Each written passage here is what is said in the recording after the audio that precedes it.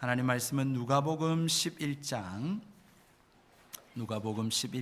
45절에서 54절까지의 말씀입니다. 제가 봉독해 드릴 테니 보시고 들으시기 바랍니다. 한 율법 교사가 예수께 대답하여 이르되 선생님 이렇게 말씀하시니 우리까지 모욕하심이니이다. 이르시되 화 있을진저 또 너희 율법 교사여 지기 어려운 짐을 사람에게 지우고 너희는 한 손가락도 이 짐에 대지 아니하는도다. 화 있을진저 너희는 선지자들의 무덤을 만드는도다. 그들을 죽인 자도 너희 조상들이로다. 이와 같이 그들은 죽이고 너희는 무덤을 만드니 너희가 너희 조상의 행한 일에 증인이 되어 옳게 여기는도다. 그러므로 하나님의 지혜가 일렀으되 내가 선지자와 사도들을 그들에게 보내리니 그들 중에서 더러는 죽이며 또 박해하리라 하였느니라. 창세 이후로 흘린 모든 선지자의 피를 이 세대가 담당하되 곧 아벨의 피로부터 제단과 성전 사이에서 죽임을 당한 사가랴의 피까지 하리라. 내가 너희에게 이르노니 과연 이 세대가 담당하리라. 화 있을진저 너희 율법 교사여 너희가 지식의 열쇠를 가져가서 너희도 들어가지 않고 또 들어가고자 하는 자도 막았느니라 하시니라. 거기서 나오실 때에 서기관과 바리새인들이 거세게 달려들어 여러 가지 일을 따져 묻고 그 입에서 나오는 말을 챕잡고자 하여 노리고 있더라. 아멘. 지난주에 이어 예수님의 화가 있을 것이다 라고 하는 경고의 메시지를 오늘 또한 듣게 됩니다. 지난주에 세 가지 화를 말씀하셨고 오늘 또한 세 가지 화 포함해서 총 6개의 화 입을 사람에 대하여 말씀하십니다. 부패 타락한 본성을 지닌 이 인간의 죄악된 위선을 경고하시는 말씀들이지요.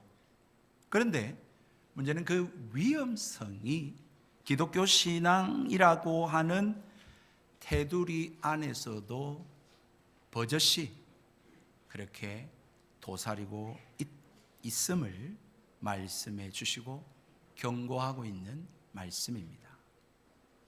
상한 갈대를 꺾지 아니하시고 꺼져가는 심지를 끄지 아니하시는 은혜와 사랑이 풍성하신 예수님은 오늘 말씀에는 전혀 찾아볼 수가 없습니다. 아니 오히려 도끼가 나무 뿌리에 놓였으니 내가 불을 땅에 던지러 왔노니 회개하라 천국이 가까이 왔느니라 라고 하시는 단호하고 엄격하신 예수님을 만나게 됩니다. 아, 예수님 좀 말이라도 예쁘게 하시면 참 좋을 텐데 이 회칠한 무덤아 이 평토장 무덤 같으냐 이렇게 하니까 이 듣고 있던 바리새인과 율법 교사와 서기관들이 그렇게 이를 갈지 않겠습니까? 예수님 좀 부드럽게 순화해서 이야기하시면 좋은데 너희가 이 피를 담당하리라 이래 말하니 좋아할 사람이 누가 있겠습니까? 예수님은 늘 좋은 얘기만 하셨을 것이라고 하는 그러한 우리의 예상과 기대는 빗나가고 있습니다. 여러분, 그러므로 오늘 이 말씀을 통하여 항상 복종하여 두렵고 떨림으로 너희 구원을 이루라 라고 하시는 빌립보서 2장 12절의 말씀을 늘 상기하시면서 이 신앙생활을 진실되게 해 나가실 수 있게 되기를 주의 이름으로 축복드립니다. 사람들이 보는 앞에서만이 아니라 아무도 보지 않는 그 장소, 그리고 그 시간, 그 순간까지도 하나님 앞에서 온전한 신앙생활을 이루어 가시기를 주의 이름으로 축복드립니다. 참 이것이 어려운 일이지요. 자신을 살피는 일 말입니다. 그러므로 우리는 늘 물어야 됩니다. 오늘 내가 왜 이 자리에 앉아 있지? 내가 누구를 위해서, 무엇을 위해 살아가고 있고, 내가 왜 이 말을 하고, 내가 왜 이러한 결정과 이 선택과 이 행동들을 하며 살아가고 있지? 이것이 주님을 위한 것인가? 라고 하는 이 물음 앞에 하나님 앞에 정직하게 대답할 수 있어야 합니다. 그렇지 않으면 여러분 무섭습니다. 자신도 모릅니다.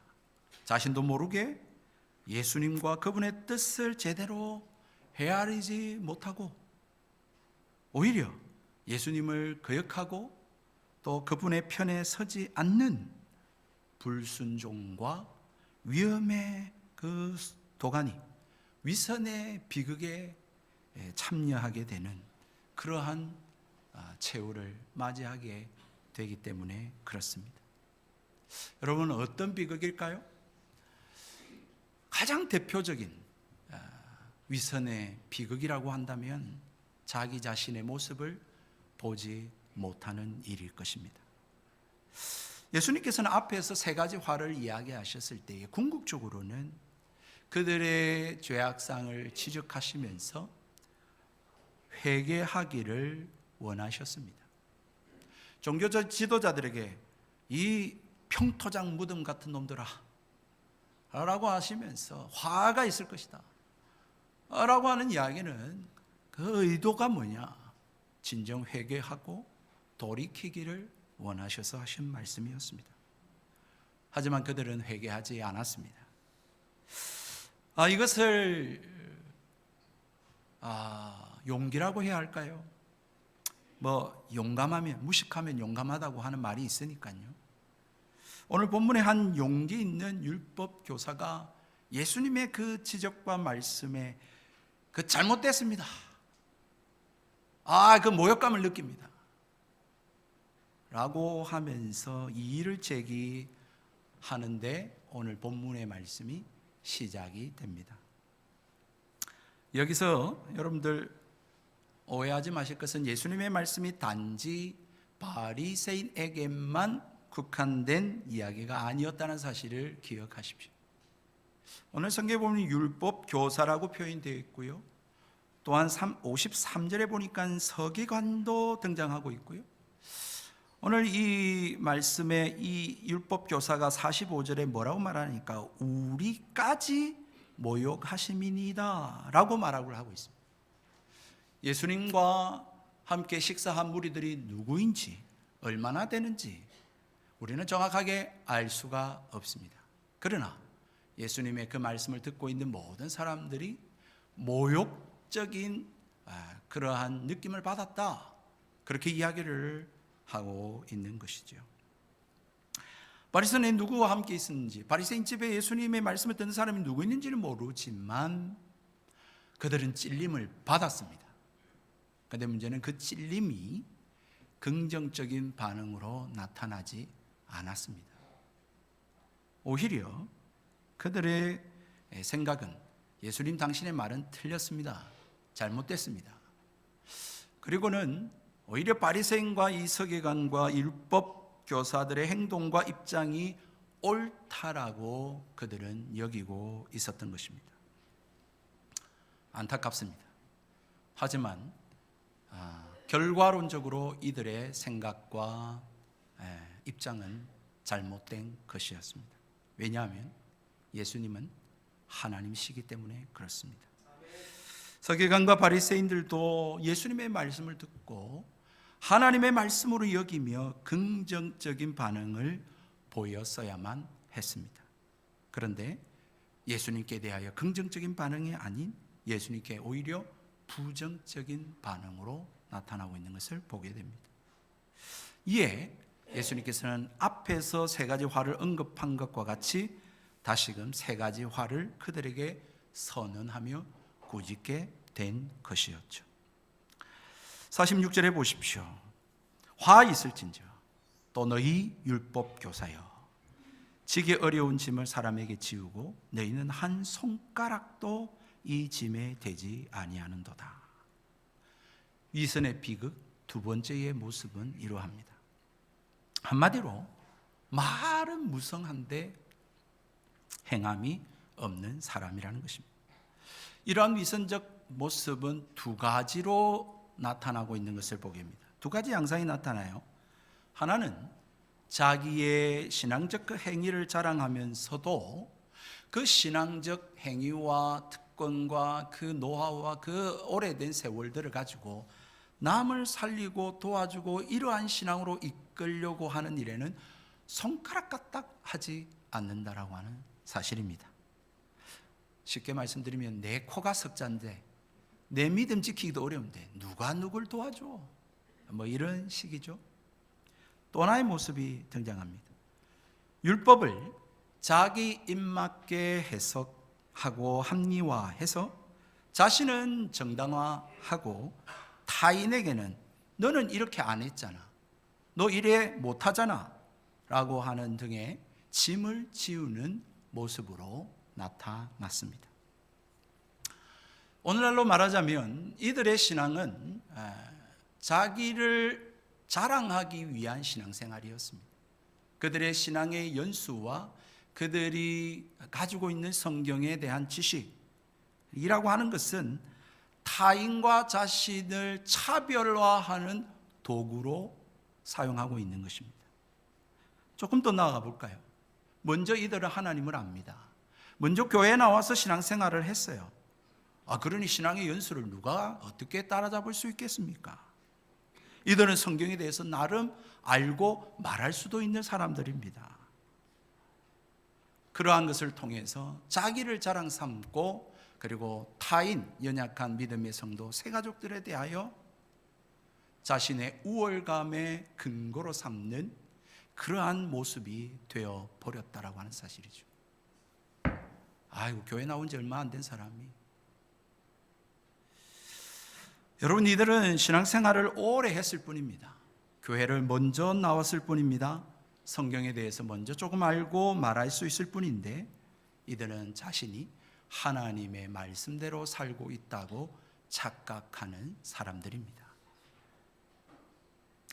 암과 삶은 여러분 다른 것입니다. 당구 3년 풍월이라고 했습니다. 서당계 3년이면 풍월을 읊습니다. 시간이 가져다주는 위선과 가식을 가르쳐주고 있는 이야기죠. 얼마든지 시간이 지나면 아는 듯이 이야기할 수 있습니다.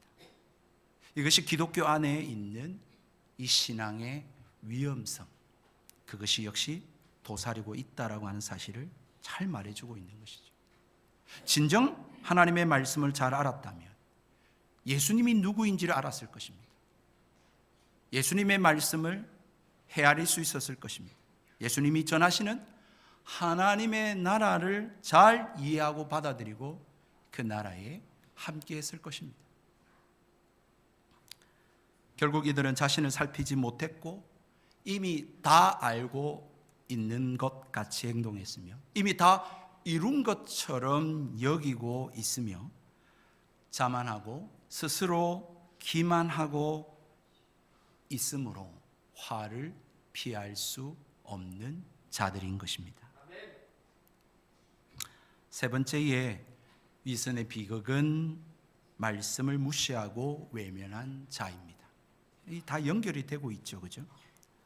목사님, 이거는 말이 좀 안 되는 것 같습니다. 아니, 그들이 바리새인과 서기관들이 얼마나 성경을 많이 연구하고 암송하고 그 말씀대로 살려고 율법을 또 이렇게 613가지 플러스 해서 또 탈무드, 미시나와 같은 것들을 만들어서 그렇게 말씀대로 지키려고 하는데 그들이 말씀을 외면하고 무시하다니요. 무슨 의미인지 47절, 48절에 이렇게 말씀합니다. 화 있을진저 너희는 선지자들의 무덤을 만드는도다. 그들을 죽인 자도 너희 조상들이로다. 이와 같이 그들은 죽이고 너희는 무덤을 만드니 너희가 너희 조상의 행한 일에 증인이 되어 옳게 여기는 도다. 이들이 화를 받아야 하는 이유는 자기 입맛에 맞게 하나님의 말씀을 그렇게 취했기 때문에 그렇습니다. 진정 그들의 죄를 지적하고 잘못을 깨닫게 하고 회개를 전하는 선지자들에 대해서는 그들이 박해하고 핍박하고 죽이는 일들을 삼았다라고 하는 사실입니다. 이들이 화를 받아야 하는 이유는 그들의 아비들이, 즉 역사 속에서, 구약 속에서 그러한 부패한 종교 지도자들이 행했던 선지자들을 죽이고 선지자들의 무덤을 만든 그 행위를 오늘 예수님 당시에 바리새인과 서기관들과 이 종교 지도자들이 답습하고 있었다라고 하는 사실을 꼬집고 있는 것입니다. 물론 어쩌면요, 예수님께서 이 종교 지도자들에 의해서 우리 믿음의 참된 선지자들이 죽임을 당한 것처럼 장차 이들에 의해서 예수님께서 핍박받고 죽임을 당하고 또 예수님의 제자들조차도 순교에 이르게 될 것에 대해서 그 일에 이들이 중요한 역할을 할 것임을 내다보고 하신 말씀일 수 있습니다. 실제로 마태복음 21장 33절에서 44절까지의 말씀에 포도원 청지기 비유가 나오는데 거기에서는 예수님께서 실제로 그것들을 염두에 두시고 말씀하셨습니다. 포도원 주인이 청지기들에게 맡기고 먼 타국의 땅에 갔죠. 그리고는 살피도록 종들을 보냈습니다. 주인의 종들을 보냈는데 이 포도원 청지기들이 그 종들을 때리고 핍박하고 오히려 죽이는 일들이 있었습니다. 도저히 안 되겠다 해서 예수님께서 포도원의 주인은 그의 아들을 포도원 청지기들에게 보냅니다. 그런데 이 포도원 청지기들이 생각하는 것이 야, 아들이 왔네. 저 아들을 죽이고 우리 포도원을 우리가 차지하자 라고 하면서 그 아들을 또한 죽이는 그러한 비유들을 통해서 예수님과 그리고 장차 예수님의 제자들이 죽임을 당하고 핍박받을 것을 예고하셨습니다. 그러나 오늘 우리가 보고 있는 이 누가복음에서는 그와 같은 비유는 아닙니다. 1차적으로 구약 시대에 패역한 이스라엘의 지도자들이 하나님이 보내신 선지자들을 죽이고 핍박한 것과 동일하게 지금 이 바리새인과 서기관들이 그 일을 행하고 있다라고 하는 것을 지적하고 계시는 것이죠. 그 사실에 대한 논증의 입증이 바로 49절로부터 51절의 말씀에 기록되어 있습니다. 죄가 세상에 들어온 날로부터 말입니다. 세상과 하나님의 말씀을 귀 기울여 듣지 않는 자들은 늘 하나님의 말씀을 반역하고 거역하며 예수 그리스도의 복음을 전하는 자들에 대해서 죽이고 핍박해 왔습니다. 구약의 첫 번째 순교자인 아벨에서부터 마지막 순교자라고 할 수 있는 사가랴 선지자까지 이렇게 그러한 모습들이 이루어져 온 것이죠. 이 부분에서 여러분 두 가지 주목할 부분이 있습니다. 첫 번째는 선지자와 사도라고 하는 단어입니다. 선지자는 구약적 표현이고 사도라고 하는 것은 신약적 표현이죠. 예수님께서는 선지자와 사도라고 하는 단어를 함께 사용하심으로 말미암아 구약 시대나 또한 신약 시대에 하나님의 부름을 받고 하나님의 말씀을 전하는 모든 메신저들에게 이러한 일들이 있을 것이다 라고 하는 것을 포괄하고 계십니다. 두 번째는 아벨을 언급하고 있다는 사실에 주목하십시오. 아벨은 선지자가 아니거든요.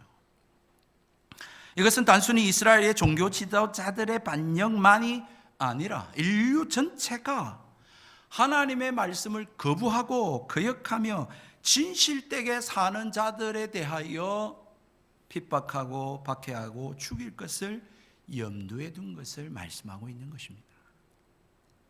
우리가 살펴보고 있는 누가복음에서도 여러분 예수님에 대한 큰 도전과 그리고 반대 일들을 보고 있지 않습니까? 뿐만 아니죠. 앞으로 사도행전을 통해서도 그렇고 오늘도 마찬가지로 예수님을 구주로 믿고 하나님의 말씀대로 진실되게 살아가려고 하는 자들에게는 무릇 경건하게 살고자 하는 자는 핍박을 받으리라 라고 하는 말씀이 기록되어 있습니다. 그러므로 여러분 정말로 뭐에 우리가 신경을 써야겠습니까? 하나님 말씀에 귀를 기울이시기를 축복합니다. 진실로 마음에 하나님의 말씀을 여러분 진실하게 두셔야 합니다. 여러분 하나님 말씀을 깨닫고 배우셔야 합니다. 그래야 하나님 말씀에 순종할 수 있습니다. 세상에 처음도 그랬지만 지금의 문제도 결국은 여러분 순종에 대한 문제거든요. 여러분 하나님의 말씀에 대해서 거부하고 불순종하는 것이 창세기의 문제고 지금의 문제 동일한 것입니다.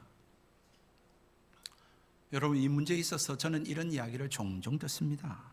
목사님, 하나님 말씀에는 순종하겠습니다마는 목사님 말씀에는 순종하지 못하겠습니다. 예, 학창 시절에 저도 그렇게 생각한 적이 있습니다. 그런데 그 말은 반은 맞고 반은 틀린 말입니다. 반이 맞다라고 하는 것은요, 목사가 곧 하나님은 아니지요. 그러니까 목사의 말이 곧 하나님의 말씀은 아닙니다. 맞는 말씀입니다. 또 하나 더 지적하자면 여러분 목사라고 다 하나님이 부르신 참된 하나님의 종은 아닙니다. 구약 시대에 거짓 선지자가 있었듯이 신약 시절에 거짓 그리스도가 있었듯이 여러분 오늘 이 시대에 가짜 목사들이 있습니다. 주의하셔야 됩니다. 그런데 여러분 이 부분에 대해서는 여러분들이 신중을 기울이셔야 합니다. 어떤 목사가 참 하나님의 종이고 가짜 목사인지 여러분 구분하실 수 있습니까? 구분하실 때 어떤 기준을 가지고 그렇게 구분하고 계시지요? 그것이 성경적 기준이 맞습니까? 여러분, 이건 굉장히 중요한 문제입니다. 여러분, 그러면 그것이 틀렸다라고 하는 것은 무엇을 말하고 있을까요? 여러분, 여러분들이 목사의 말에 순종하지 않는다라고 하는 것은 반은 틀린 것인데요. 왜냐하면 하나님은 늘 언제나 이스라엘 백성들 중에 한 사람을 택하시고 부르셔서 그 사람을 통해 하나님의 말씀을 전하셨습니다. 이스라엘 광야 시대에 모세 당신에게만 말하냐? 라고 했던 아론과 미리암이 하나님의 벌을 받았습니다. 고라와 다단과 온이 하나님께 심판을 받았죠. 뿐만 아닙니다. 그러한 사실들을 주님께서는 신약 성경에도 그래서 너희들의 영혼을 인도하는 이들에게 복종하라 라고 말씀을 하고 계셨던 것입니다. 여러분, 목사님 이제 완전한 것이 성경이 있는데 뭐 꼭 목사의 말을 들어야 됩니까? 라고 하는 분에게 베드로후서 3장 16절의 말씀을 읽어드리고 싶습니다. 또 그 모든 편지에도 이런 일에 관하여 말하였으되 그 중에 알기 어려운 것이 들어있으니 무식한 자들과 굳세지 못한 자들이 다른 성경과 같이 그것도 억지로 풀다가 스스로 멸망에 이르느니라. 여러분, 하나님의 완전한 계신 성경을 통해 명시화된 것, 거기에는 다른 해석이 필요 없는 것들이 분명히 있지요. 그러나 그 외에 대해서 여러분들이 목사의 지도와 가르침을 받지 않는다면 어떻게 여러분들이 성경의 진리를 알 수 있겠습니까? 말씀의 훈련을 받고 말씀의 연구를 하고 말씀을 맡은 자들의 지도를 따르지 않는다면 여러분들이 어떤 것이 하나님의 뜻인지 어떻게 분별하고 이 땅 위에 삶을 살아갈 수 있겠습니까? 그렇지 않는다면 굉장한 위험에 스스로 노출시키는 것입니다. 스스로 도박하지 마십시오. 또 하나 더 말씀드린다면 우리가 함께 하나님을 섬기는데 목사도 죄인이고 인간이고 우리들도 인간이고 죄인입니다. 생각이 다 다릅니다. 그렇다면 어떻게 주의 몸된 교회가 설 수 있겠습니까? 둘 다 불완전하다면 그래도 하나님의 말씀 앞에 기도하고 말씀을 묵상하고 연구하는 자의 말을 들어야 교회가 산으로 가지 않고 온전하게 설 수 있지 않겠습니까? 하나만 더 이야기하십시다. 요한일서의 말씀에 내 눈에 보이는 형제를 사랑하지 않으면서 어떻게 눈에 보이지 않는 하나님을 사랑한다고 말하느냐? 여러분, 성경에 순종하라, 복종하라는 말씀이 많이 등장합니다. 그게 하나님을 빼고 다른 사람은 없습니까? 아내들이여 남편들에게 순종하라. 주의 백성들아 하나님이 세운 권세자들에게 순종하고 복종하라. 여러분, 하나님은 이 복종과 순종의 문제를 하나님이 세우신 사람들을 통해 행하라고 말씀하고 있기 때문입니다. 여러분, 마지막 위선의 비극은 이와 연결됩니다. 여러분, 그렇게 하나님 앞에 순종하지 아니하면 결국은 우리의 삶에 아름다운 열매가 아닌 악한 영향력이 드러날 수밖에 없습니다. 52절입니다. 화 있을진저 너희 율법 교사여, 너희가 지식의 열쇠를 가져서 너희도 들어가지 않고 또 들어가고자 하는 자도 막았느니라. 여러분, 첫 번째 화에 대해서는 율법에 대한 그들의 삶과 태도였다면, 두 번째 화는 하나님이 부르시고 보내신 자들에게 어떻게 대하느냐와 연결됩니다. 그렇다면 마지막 세 번째 화는 그들에게 주어진 그러한 특권, 먼저 예수 믿었습니까? 먼저 교회 나왔습니까? 어떤 직분을 받으셨습니까? 여러분, 가지고 있는 그 특권을 어떻게 잘못 사용했는지와 연결이 되고 있는 것입니다. 예수님은 율법사들이 지식의 열쇠를 가지고 있다고 말합니다. 여러분, 비록 오늘 누가복음에는 천국과 연결 짓고 있지는 않지만 마태복음 같은 경우에는 천국의 열쇠가 등장하고 있죠. 즉 다시 말해서 이 열쇠를 가지고 있는 자들인데도 자기가 천국에 들어가지도 않을 뿐더러 천국에 들어가려고 하는 자를 가로막고 엉뚱한 길로 가게 만들고 있다라고 하는 사실입니다. 사랑하는 성도 여러분, 오늘 예수님은 기독교 안에서 얼마든지 드러날 수 있는 이 위선이라고 하는 것에 대한 위험성, 그 비극을 오늘 경고하고 계십니다. 다른 사람에게 넘볼 수 없는 자신의 신앙의 이력을 자랑하지만 그것을 통해서 타인으로 하여금 구원에 이르고 믿음에 이르고 그렇게 하나님 앞에 온전히 살아가도록 돕는 일에는 손가락 까딱하지 않는 그러한 위험성을 경고하고 있습니다. 하나님의 진리의 말씀, 복음을 전파하는 사람들에 대해서 거부하고 반역하는 일에 나도 모르게 동참할 수 있는 위험성을 경고하고 있습니다.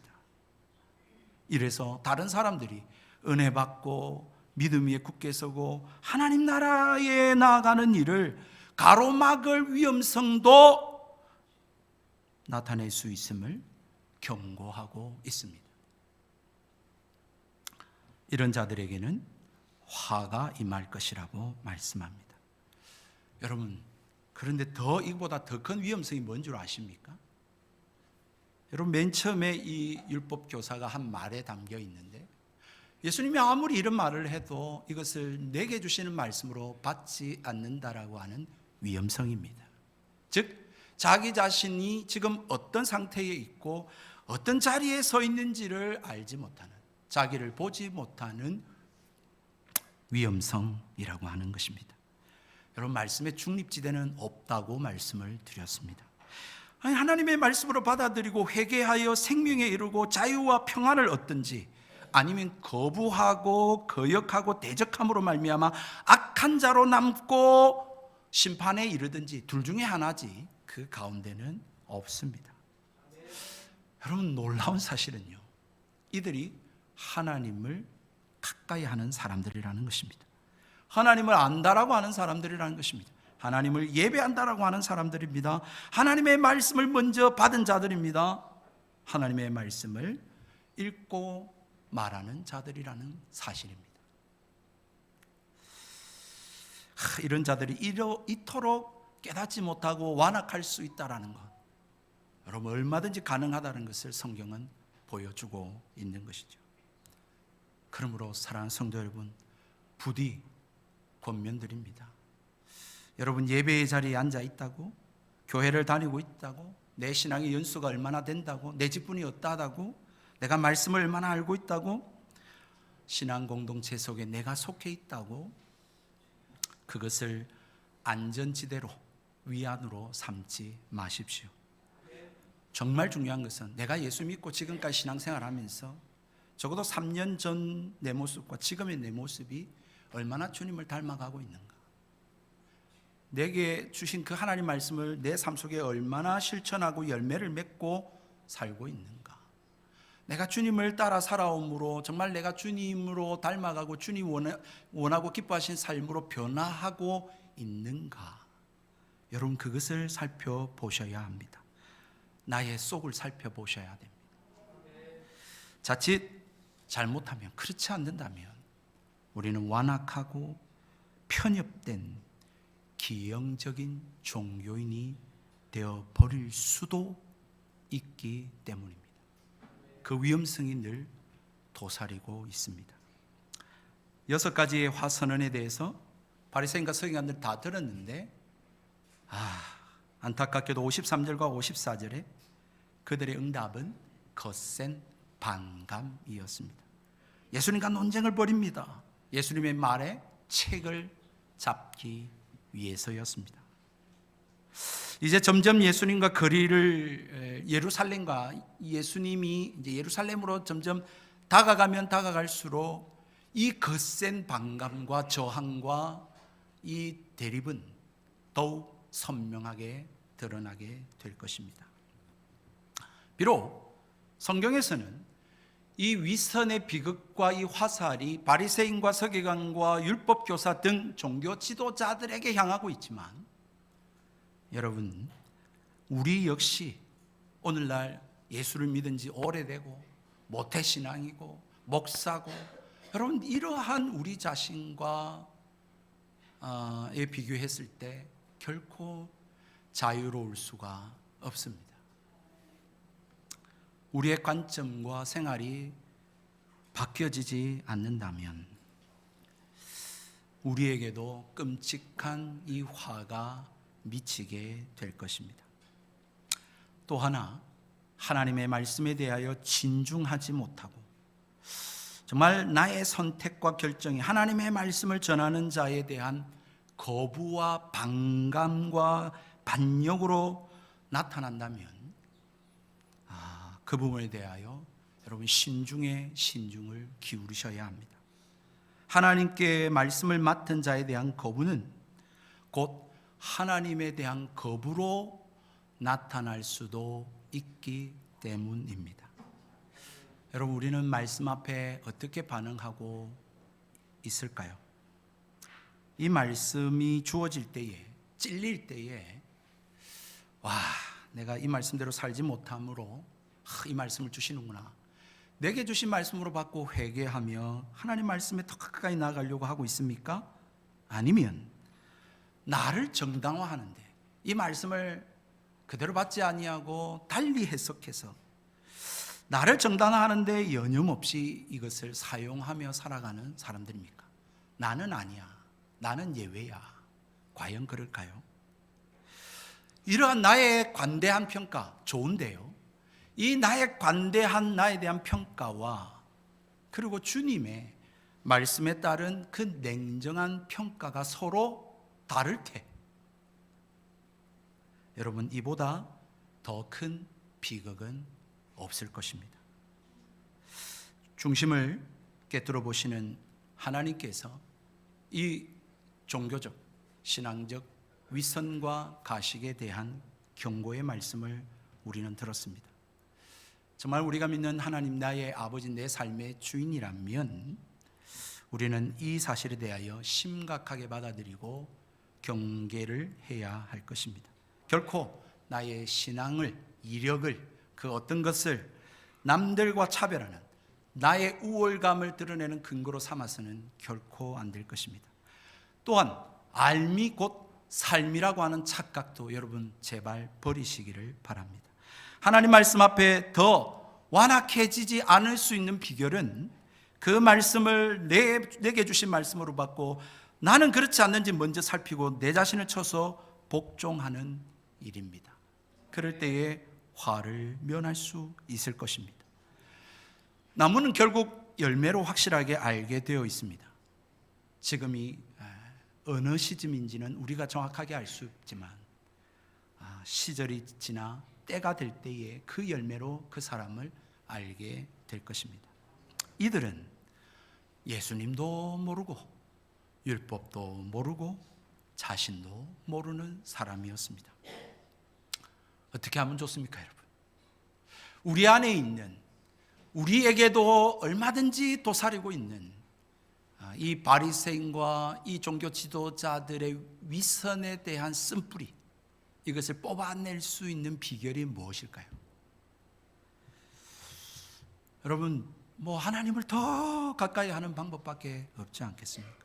더 하나님의 말씀에 귀를 기울이고 내 자신을 살피는 일, 그 길 외에 또 뭐가 있겠습니까? 그 말씀을 따라 하나님께로 회개하는 일일 것이며, 하나님 나의 이 가식과 위설의 쓴뿌리들을 제거해 주시도록, 그래서 진리의 말씀을 따라 순종하도록 살아가도록 하나님 은혜 베풀어 달라고 기도하는 일밖에 없을 것입니다. 진실로 여러분들이 이 험한 세상을 살다가 여러분 이 삶이 헛되지 아니하고 주님 나라에 다 참여하실 수 있는 그러한 복된 인생, 발걸음, 그런 신앙생활이 되시기를 진심으로 주의 이름으로 축복드립니다.